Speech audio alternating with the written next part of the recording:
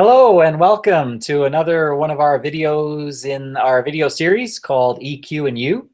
We are the Emotional Intelligence Training Company. There's myself, David Corey, and we've got my colleague and good friend Kim Cairns on the call as well. And we have a number of other colleagues and associates across the country who all contribute to the work that we do at EITC. And we're here to talk about the concept of problem solving as an emotional intelligence competency. And the funny thing about that is that it's probably the least connected to emotional intelligence in most people's minds. And then when we start to look at it and talk about problem solving, then we see all the ways that emotions are actually connected to problem solving. And isn't this an interesting one, Kim? Because it's almost like, you know, that one competency that we are constantly using, which draws upon so many other of our competencies. And you know, we were just talking about that. And you know, which one of the competencies comes to mind first when you think of problem solving and our other EQ competencies? Well, Dave, I think for me, it's I do look at, well, number one, I look at, we face problems every day of varying degrees, right? Life is about problems, actually. It's about challenges and figuring out how to operate within those and work through them. And so for me, what comes to mind very quickly is the whole competency of self-regard and emotional self-awareness. So with respect to this problem that I'm facing, how am I feeling about that? What's behind those feelings? And how is that linked to how I view my own capacities and skill sets to be able to resolve this problem? Absolutely. I'm going to try not to say absolutely so much. I think I say that too frequently. In any case, exuberant. In any case, I do it very enthusiastically, and really that's about being excited about some of the things some of the connections that you're making. And by the way, when we talk about problems, we're not talking about major world affairs. We're talking about the fact that when we gain consciousness in the morning, we've got to somehow get some food or nourishment into us. How are we going to solve that? And you know, everything is a problem. And of course, if you think about this developmentally, or at least in terms of how the species came to be, prehistoric peoples had to, you know, getting food was a major problem and a huge issue. And now for us, of course, it's less so, but still remains the question of, what do I choose to put into my body, and how how does that relate to my health and my fitness goals, or my my addressing medical issues, etc. So all of these things, as Kim pointed out, and I think it's so important, life is a problem to be solved, and so we're faced with challenges, issues, concerns. And by the way, we use all those words interchangeably, and maybe there's a difference between a concern and a problem. Do you think, Kim? I don't know. I mean, I tend to lump those together. Concern to me, you know, indicates an awareness that something is going on that I need to work through somehow.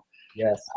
So concern is almost that earlier recognition that there's a problem coming down the pike, or there's a problem about to develop, right? Yes. So it's gradations of, I think, when I look at that. Well, that's the connection to self-awareness that you're talking about, right? It's like how we frame a problem or how we state a problem actually sets us up for success, failure, being overwhelmed, sets us up for procrastination, putting things off till later. And so, you know, that's another issue, is how do we frame the challenges that we face? Yes. And that's fascinating. Well, and your point about procrastination, Dave, I mean, isn't it how we view problems in our lives are usually the things that we don't enjoy doing very much. So for instance, in the workplace, that stack of paperwork that needs to be addressed it just becomes a larger thing in our mind. And the way that I'm talking about to myself as I'm looking at that stack of papers, I don't like doing this. What's the point of doing this? What purpose does it possibly serve in the whole scheme of my job role? And so then I have that opportunity to start disputing some of that self-talk that's going on. Yes. So, Yeah. you know, there's where I'm starting to address the problem, is taking a look at my own perspective on it. And if we just use more optimism, there's another one of our competencies, and we tried to view issues or challenges in an optimistic way, that's going to set us up for success or failure as well. In fact, Talia Shiro is a TED talk that I often refer to, and she talks about this idea that we're hardwired for success, for optimism, and really that's about the idea that we don't necessarily do things unless we think we have a reasonable chance of success. And if we just thought about that, and in the face of more life's issues and challenges, that might set us up to be in a better position to solve those problems. If we think that, you know, there's probably you know, a great opportunity here. Yeah, absolutely, Dave. And I think that optimism component too, being built on, okay, I have faced some struggles before. I have faced some situations where I had these feelings of doubt and fear, and what did I utilize to get through that situation, and how applicable are some of those capacities with regard to this new issue I'm facing? Yes. Yeah, and you know, Kim, we sometimes get this. People say, well, you know, shouldn't I just, you know, put all those emotions aside and just, you know, I have a problem to solve. I'm just gonna, you know, I'm just gonna use my training. I'm just gonna use my medical background. I'm just gonna use what I studied in engineering. I'm just gonna use what I know as a technical person. And really, you know, emotions shouldn't enter into it. Well, the great fallacy there is that we can somehow shut down our emotional operating system. And however, our emotional operating system is always in operation, along with and in concert with our cognitive brain. So what we're talking about is acknowledging and being more mindful and being more aware of the emotions that are involved in problem solving. Which you know, some people just don't see it at first, but as soon as you start talking about all the things you just talked about, you know, the worries, the fears, and then there's the, you know, do I feel confident enough to tackle this? Yes. And I like that notion of mindfulness, because really, what's my intent with regard to this problem? And what is the impact so far in my way of, or ways of, going about addressing it? Are they being successful? I mean, and again, so it's awakening that curiosity about, am I really headed in the right direction? Am I locked into a way of thinking that's not taking me where I'd like to go? So, you know, that is that mindful approach of constantly being aware of what's happening internally and what kind of impact it's having. Absolutely. Yeah, and we've got several other of our competencies that are involved in problem solving, particularly team problem solving. So we need to talk about and consider problem solving as individuals, but of course, when we're working in a team, then our empathy becomes really important. What's going on for other people? What is my role? What are others' roles in this problem solving situation? And am I paying attention to how others are impacted by this problem? And so it's not just about it's not just about how I'm feeling and whether I'm in an appropriate emotional state to tackle a particular challenge, but it's about what about others. And really, when we're encouraging people, and we are encouraging people, you and I, Kim, working with managers and companies all over the world every day, it's like, think about the team. This is not, you don't have to shoulder this on your own. There is a team. Bring it to the team. Talk about this with the team. That sort of thing. And for some of us, that's not our first inclination, is to go to the team with the challenges and issues.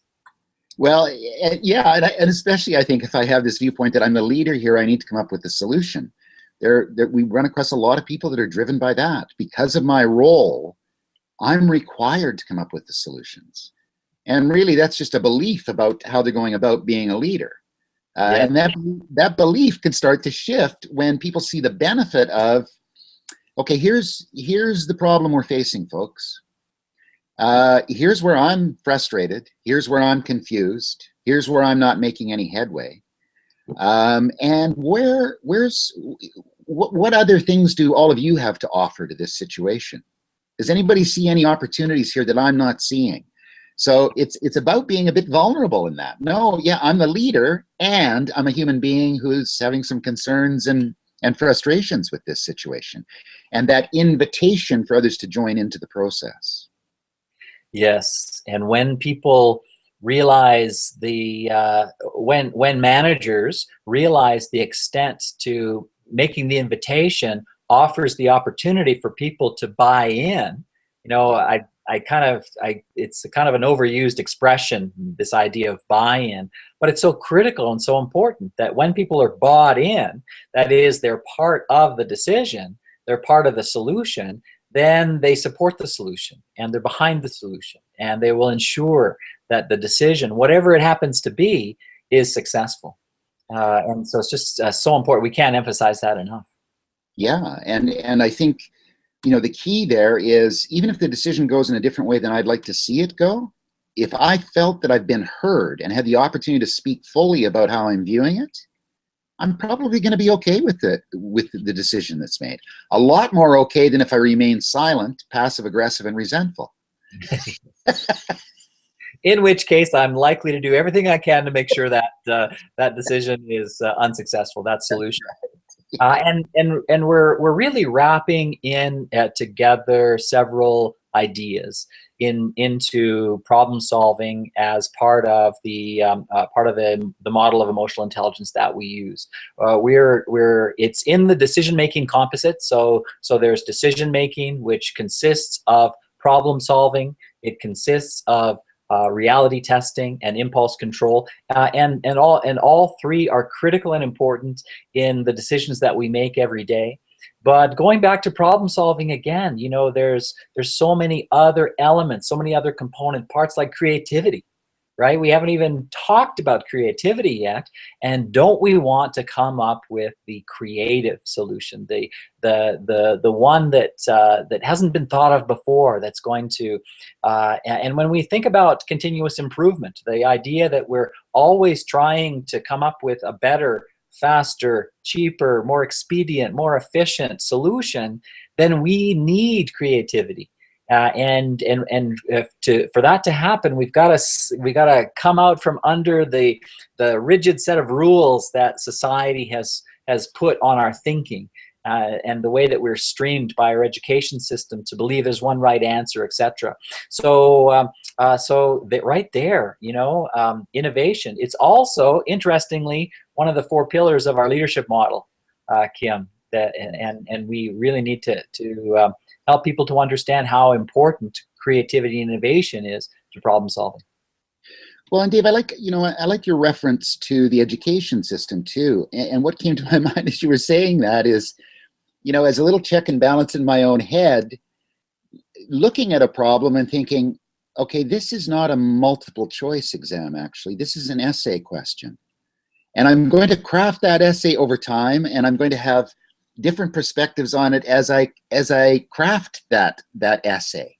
It's not about A, B, C, D, or E that I'm choosing. It's about that creativity component, gradually building a solution and shifting direction and incorporating colleagues and direct reports and leaders into that process as well. Yes. The other piece that I wanted to bring in addition to creativity, that is restricted by multiple choice answers, is the idea of critical thinking. That we really need to be critical and really question everything. And one of my favorite books, I think I mentioned it before. One of my favorite books that was kind of a life changer for me is The Pedagogy of the Oppressed, Paulo Freire, and his work with rural peasants and helping them through education and through knowledge to realize the power they have over their lives. And so to be critical of what is handed to us, that what is handed to us is someone else's perspective, someone else's view. And here's another one of our competencies is reality testing. We want to bring in reality testing and make sure that we're not operating on our perceptions, which we don't really know whether they're accurate or not until we test them. Testing those perceptions, which are our reality. Again, another part of problem solving. And I think too, what comes to my mind, even as you're saying that, is that whole self-actualization component. And critical thinking plays such a strong role in that. Am I leading a fulfilling life? Am I going in fulfilling directions? And if that's not the case, then what different choices can I be making to start carrying me in the direction of where I want to be going, where there is that fulfillment, where I feel full rather than empty, where I'm living life and life's not happening to me? Those kind of thoughts tend to get parted with that critical thinking component. You know, just really questioning what I'm believing, what directions I'm going in, and it's that constant ongoing assessment and that realization that I'm just a work in progress. Yes. We've said it many times, and this is one of your brilliant lines, Kim. Getting comfortable with the uncomfortable. You know, I'm sure someone far more famous than you or I, far more brilliant than you or I, came up with it. But in any case, it's a really important concept, and we don't. It is when we get critical of what we believe and what we think. That's part of reality testing. That's part of asking what fills us, what fulfills us, and that's again, we need to bring in emotional self-awareness into that. What does fill me? What am I filled? If I'm not, then what is going to help to achieve that sense of fulfillment, that sense of satisfaction for me? And then the emotional expression is critical to problem solving, because we need to be able to say how we're feeling through the process and about the solution, so that we can say, I'm concerned, I'm worried about this, I'm fearful that if we choose the wrong solution, that there could be a huge impact on people around us, or whatever the case may be. But it is this this idea of making sure that you add those emotions. Well, how are you feeling to the logic and the rationale behind the problem-solving process? And we over-focus on the rationale and the logic, don't we, Kim? We often overlook the feelings. Yeah, absolutely, Dave. And I think the other part that you're really talking about there too is assertiveness, being able to state what's going on for me, given the information I have at present. Yes. And getting that out on the table, and again, inviting that same aspect from the other people that I'm engaged with in that process. So it's valuable information to say how I'm feeling in a rational way. Here's my perspective at this point. This is why I'm feeling this way. This is what I plan on doing with those feelings. How's everybody else doing around the table?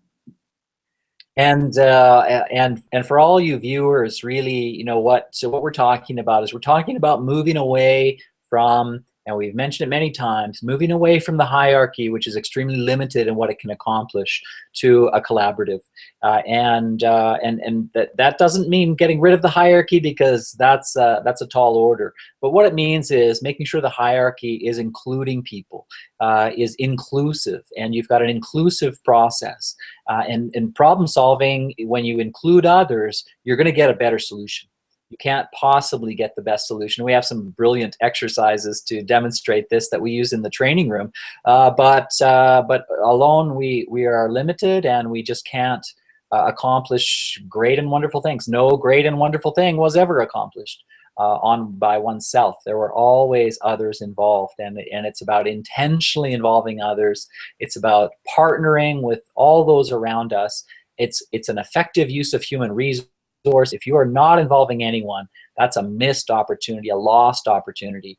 But it's never too late. You can always go back to people and say, I know I've always made all the decisions around here, but now I'd like everyone to share in the decision-making process. And the incredible payoffs for that small investment in time, I was going to say short and small at the same time, for that small investment in time, huge payoffs ultimately when people feel part of that process, feel part of what's going on. And we just want to highlight and emphasize it. Absolutely, Dave. And I think that, what we hear from people are, two of the larger challenges in any working environment are the onboarding process. How are we bringing people into our culture? And then how are we retaining them? And I think with involvement and engagement at both of those, with regard to both of those aspects, if you're coming to work for me, I'm describing to you how we operate, and what processes are in place. And I'm also going to be inviting you to be observing and be engaged in that process for a while, but looking forward to what your perspectives are coming in from the outside, so that I'm laying it out there, that I'm wanting new information all the time, that it's not just going to be coming from me. And then the retention aspect is that ongoing engagement with folks. And you've said buy-in, but I think it is buy-in, but it's also about people start operating from that point of intrinsic motivation. They're not doing things because I'm telling them to do it. They see the value of being able to contribute to the process, and they feel fulfilled by that. And that's a self-generating part of that engagement of the team, that collaboration, that transformation. I think it was Daniel Pink's Whole New Mind where he talked about that, the research on intrinsic motivation. No, it was Drive. It was actually Drive. That's right, it was in Drive.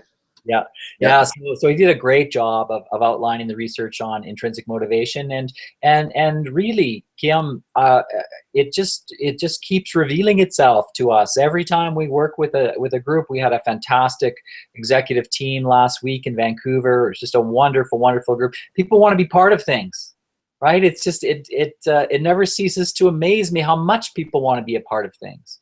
How transparency, inclusion, participation, these things, when you think, oh, I don't want to burden other people with this, this is too high level. This, they don't want to know about this. They do, and they want to be involved. They want to be a part of. Yes. And so interesting when you ask people why they're not part of, or if they were invited, would they want to be part of? And some people are going to say no. Some people are going to say, no, just let me, all I want to do is get the stuff off the truck into the warehouse. I don't want, but that's not it. When you invite them in the right way, when you ask them questions about which they have input, they will give it and be part of the problem solving process. And there's that engagement. There's that allowance for creativity, for when you start focusing on results and not compliance, then you really are moving in a great direction in terms of partnering with employees for greater outcome. And I think too, Dave, people have this this perception that, well, if we aren't really firm about what my decision is with regard to this problem, it'll lack commitment, and then it'll just fritter away. And yes, there can be danger of that happening if people are waffling too much or flip-flopping on ideas. But it's different to be able to craft something that is a good starting point, and also be very open about the fact that we're going to adjust as we go along. We're going to take steps in this direction and assess. And we're going to get that assessment from everybody involved in the project about how that's working, and make the adjustments as we go along. That's different than waffling or not committing. That's being open. That's that open mindset component there. Yes. And speaking of open mindset, it's another great way to approach problems, right? And what a great book, Carol Dweck's Mindset. This idea of open and closed mindsets, which has a great connection to optimism and many of our competencies. And so when I say our competencies, just to remind those of you about the model we use, it is the MHS model of EQ, which is the basis for the EQI, the Emotional Quotient Inventory, and the EQ 360, both the measures we use in our work with with executives and managers in organizations, and really can help anyone to raise their awareness of where they are and where improvements may need to be made in order for them to improve their leadership ability. And so all of which is to say that that we really want to move people into this area of leadership, which is all about increasing and improving workplace cultures, so that they're more attractive. They want to attract top talent. They want to engage people once they get them and keep them over the long term to build sustainable organizations for the future. And really, we've overlooked what we know about human nature for decades. And it's worked because people have gone along with it, but people aren't going along with it anymore, Kim. The people are saying through their employee survey responses, we don't want to be told what to do. We don't want to be left out of the decisions. We don't want information to be kept from us, et cetera, et cetera. And so it's about keeping pace with that and inviting people to bring all of who they are into the problem-solving scenario with all their emotions. It's only going to be more helpful. It's not going to be as messy as some people anticipate. Right. Well, and Dave, I like when you said our competencies and then referred to the model, what was running through my mind is our competencies referring to the 7 billion plus of us on the planet. Absolutely. We all do have these competencies, and the beauty of the model really is this opportunity to increase my self-awareness about my competencies, get more comfortable with what they are actually, and realizing what kind of impact all of these competencies are having on my functioning on a regular basis. And it's not about getting to any kind of endpoint in this exploration in EI. It's just that continued exploration and continued learning about myself. And how I'm impacting me and those around me. So our competencies, we all have them. Thank you, Kim, for that clarification. That's a great way to come up on the end of our discussion. And absolutely, oh, there's that word again. I have to get away from that word. I'm going to put up a sign next time saying don't say absolutely so frequently. In any case, this idea of our competencies, absolutely. These are things we learn. These are things we have some genetic predisposition toward. There's some nature-nurture component here. We can't do much about our nature, but we can address those things that we have learned, and we can learn to do them better. We can learn to find the balance that is most effective, that is optimal for every situation. And that's what we want to do with problem solving. Find that balance between all the emotions involved in problem solving, how we feel about the problem, how we feel about the potential solutions, how we feel about the process that we're going through to get there. All of these either are supportive of our success, or they hinder us and they hold us down and they prevent us from getting the most effective solution. Even impulse control, Kim, right? Right. People come to Band-Aid solutions because of a lack of impulse control. They find something that works but doesn't get at the root cause. Yes. So we can talk about how all of the 14 other competencies play into and support this idea of problem solving. And we hope that we've stimulated some thought today, and that you're thinking about your own problem solving and how you do that, and whether you do that as effectively as you can.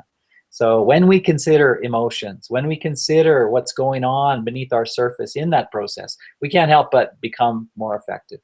30 seconds to sum up, Kim, what would you say? Well, just that, again, let us know your stories. And thanks to those folks that are letting us know their stories and their thoughts around these episodes. That's wonderful, and that's ongoing dialogue with you folks that are doing that. But it's great information for us. We're continuously learning about EI.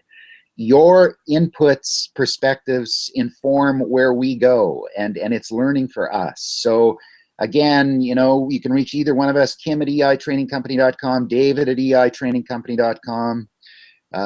We're on Twitter, EQ to Lead, and Dave, you're... David R. Corey. David R. Corey. So thanks for joining us today, folks. Thanks everyone from Kim and David Corey, Kim Cairns and David Corey with the Emotional Intelligence Training Company. We'll sign off. Come visit us at eitrainingcompany.com or drop us a line, as Kim mentioned, to Kim at eitrainingcompany.com or David at eitrainingcompany.com. Thanks, folks. We'll see you again in a couple weeks' time. Bye for now.